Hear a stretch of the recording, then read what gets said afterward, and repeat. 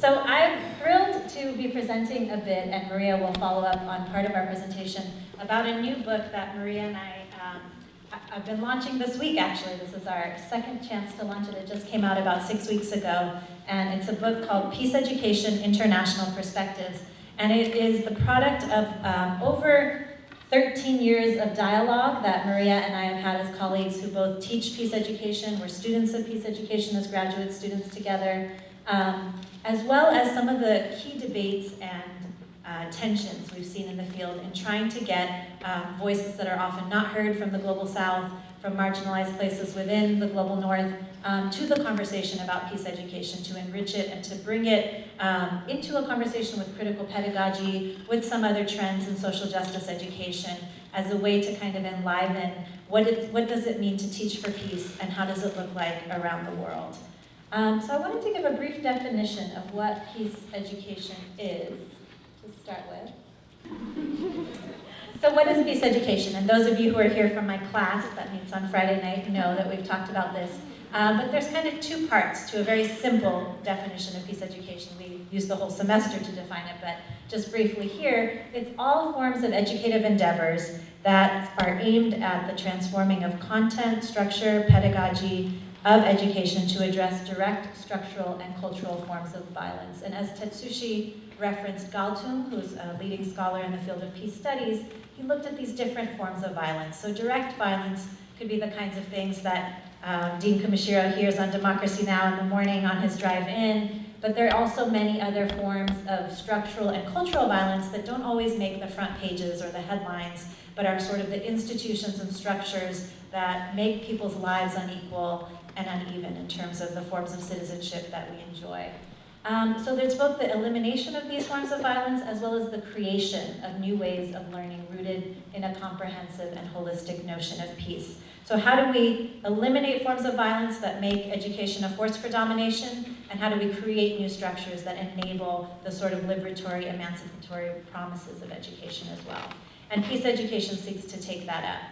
So Maria and I, in this book, we asked scholars from around the world, I think there's 20 different contributing authors to this book, a series of questions that they could address some or multiple of. And some of these related to an analysis of the global field of peace education that rose really after World War II. There was sort of these two world wars, people were saying never again, and the question of how education could contribute to peace, to social justice, really rose at that time across the world. So one of the questions was, in what ways has the field of peace education evolved, changed, and or grown over the past decades? What key research, theory, and praxis inform our work and should inform our future efforts?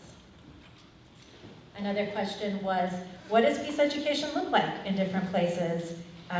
Within nations, what's the role of peace education as it relates to pursuits of social justice, human rights, reconciliation, and or the expansion of human capabilities and development? In some countries that are mentioned in the book, there are actual peace education policies in the ministries of education, like in the case of Kenya. And in other places, there are trainings. So what does it look like? How are people defining this locally? And why has this discourse of peace education come into popularity? And what does it mean in different places? A third question were, how do the various forms of violence conceptualized by Galtung impact the everyday lives of schools? So how do schools become sites of both the mitigation, the navigation, and sometimes the perpetuation of different forms of violence? And then at the local level, how are various actors designing and implementing peace education? How are educators and learners making meaning of such peace education efforts? So in the book, we have case studies from various parts of the globe, 2 chapters from the United States, from New York City that Maria will talk about in the next presentation, from Hawaii, from the Philippines, from Trinidad and Tobago, from Ecuador, from Northern Ireland, Cyprus, India, which I'll mention a little bit about in a moment, Lebanon, Israel, Palestine, Kenya, South Africa, and 2 chapters that were contributed by senior officials of 2 international organizations that work in peace education. One is the Sesame Workshops that does co-productions of the Sesame Street show across the world in different settings for the early childhood kind of edutainment audience, as well as Facing History and Ourselves the international director for Facing History contributed a chapter with partners in Northern Ireland and South Africa about their work in addressing the trauma that teachers face in post-conflict contexts. We often assume teachers to be messengers and able to promote issues of peace or reconciliation without really thinking about the trauma that teachers have undergone in the wake of mass conflict. So I'll briefly use the remaining minutes of my time to talk a little bit about my chapter in the book, which is about peace education in India. And I call this chapter In the Gaze of Gandhi, Peace Education in India. And I overview my involvement over probably a decade of doing research in India and having contact with different organizations, the many different types of peace education that I've seen, that I've been part of in some instances, that I've had the opportunity to liaise with or participate. It's been a sort of process of cataloging these different domains under which peace education takes place, because what I noticed in my engagement that oftentimes people have very different meanings for what they're talking about when they say peace education.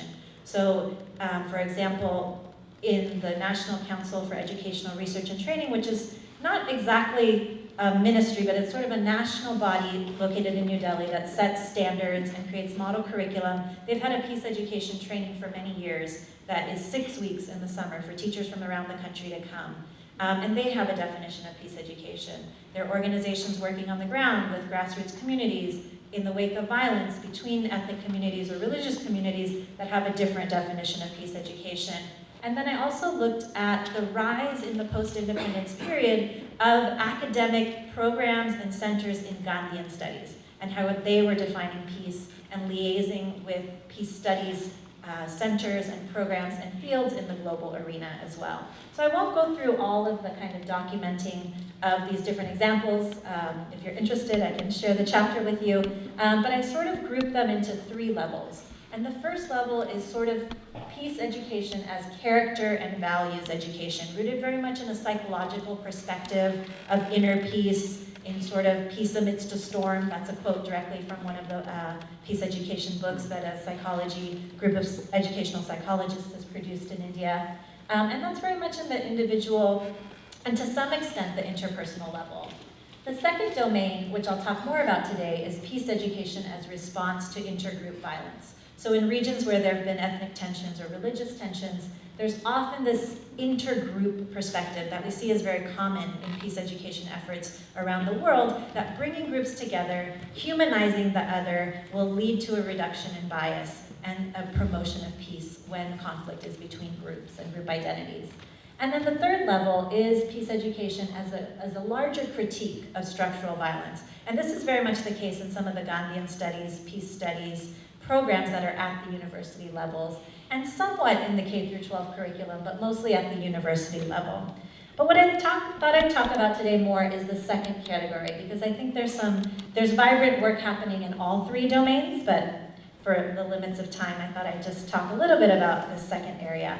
So there were various approaches in the mostly non-governmental organizations and community groups that were working in this domain. Some were trying to bring contact between individuals from India and, say, Pakistan, between Hindus and Muslims. Some were trying to seek out commonalities. Some were trying to create peace clubs and dialogues. And then some were even critically engaging in the production of new narratives in terms of intergroup violence. So I'll read a quote from a director of a project it's called the Center for Dialogue and Reconciliation in Kashmir. And the photo is actually of a different program located in Maharashtra. But the quote sort of relates to the photo in that it's saying that this isn't the only way of peace education in terms of seeking out commonalities. So this is a quote from the director. "The majority of peace education programs get bogged down in religion speak and don't help young people come to terms with difference. They all teach the students, the Gita talks about this, the Quran says this. But peace education is not just that. It is much more. It is appreciating the difference in one another and respecting that difference. If Hinduism and Islam are different in theology, that is all right. We don't have to constantly seek commonalities. What links Indians and Pakistanis? I'm not saying we shouldn't seek commonalities, but after 60 years, we have grown differently as 2 nation states. We are neighbors. Our imperative today is to learn to live with that difference." So a little bit about the different approaches, even within this domain, of on the one hand, some groups seeking out to really find the commonalities, others seeking to live amidst a plural society. And I'll just flash my last slide while I transition, even though my time is up, a little bit about Gandhian studies and some of its interrogation of larger structural inequalities. And even within that domain, a lot of the different programs interpret different teachings of Gandhi differently and focus on different things. And some programs even reject the title Gandhian Studies and focus on peace studies or social inclusion as different ways. But all this to say that peace education is alive and well in India. It's vibrant, it's diverse, it's not a singular entity, and I encourage conversation after if you're interested in hearing more.